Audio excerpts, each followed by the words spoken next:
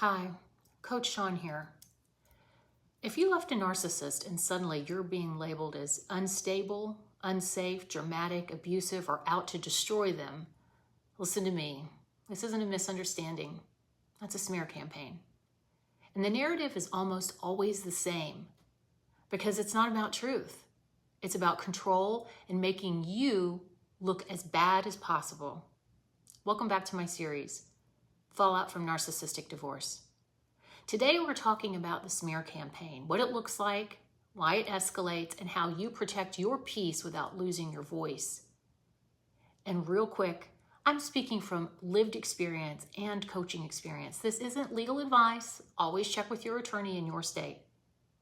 A smear campaign is when a narcissistic or controlling person tries to poison your reputation to make themselves look like the victim. They don't want people asking, why did she leave? What did he do? Why are the kids estranged? They want the story to be simple. So they reduce you down to a label. She's unstable. He's abusive. She's obsessed. He's harassing me. They're dangerous. They're trying to take me down. That one cracks me up. And all you are is telling the truth. See, truth damages the narc's image. They hate the truth. They fear most being exposed. And here's the part you need to understand. Details are dangerous to the narcissist because once you force specifics, dates, receipts, direct quotes, their story either falls apart or exposes the real motive: loyalty, fear, image management, control. A lot of people think the smear campaign happens right after you leave. No, it started happening while you were still with them. Happened for years because they're not a partner. They weren't protecting you. They were throwing you under the bus every chance they got. And it continues forever. They're not even good after the divorce. I love couples that respect one another after the divorce. There's no such thing with a narcissist. They're never going to follow your divorce decree. They're always going to smear you with your kids and with everyone else, and they're always going to throw you under the bus and label you whatever they want because they're sick. They don't just want you gone. They want you silenced. They want you to disappear quietly so they can rewrite history.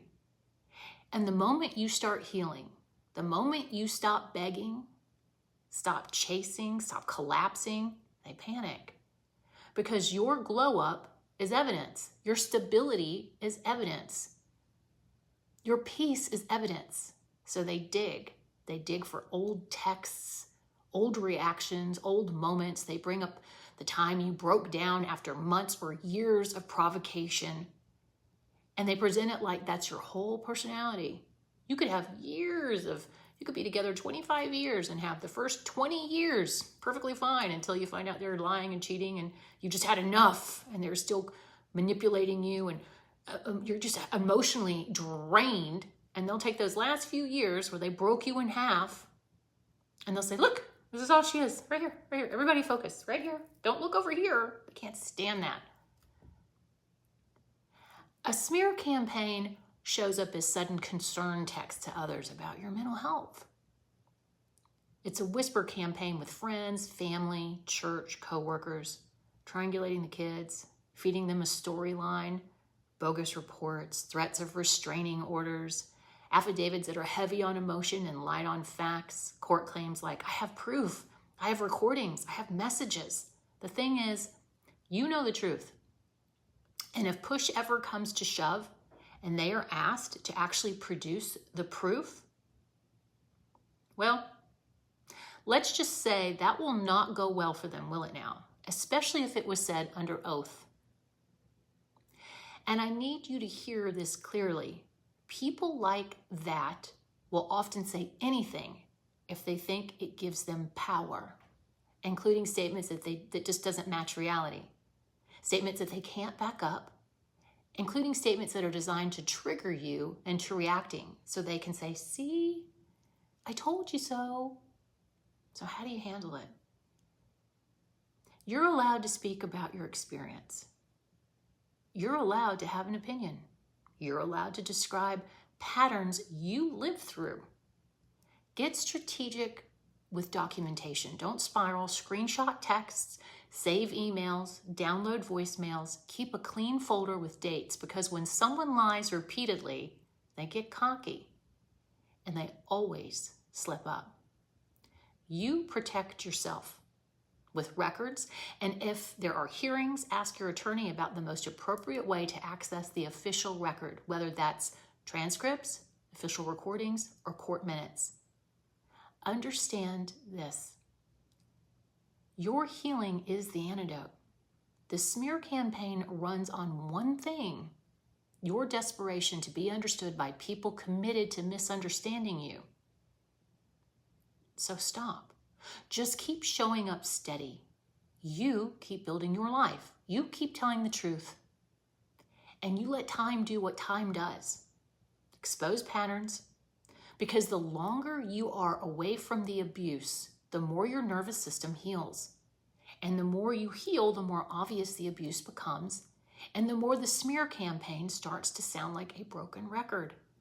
Eventually, people get tired of the storyline, because it's always the same. And when years go by and you're still standing healthy, calm, productive, and the questions start to become, where's the evidence? Why is this still happening? Why can't he just leave him or her alone? And that's when the mask slips. Not because you fought harder, but because you refuse to be dragged into their chaos. If you're in the middle of a smear campaign right now, and you need help building a strategy for boundaries, documentation, or emotional detachment, my coaching information is in the description. Speak, but speak smart, heal loudly, and let your life be your receipt.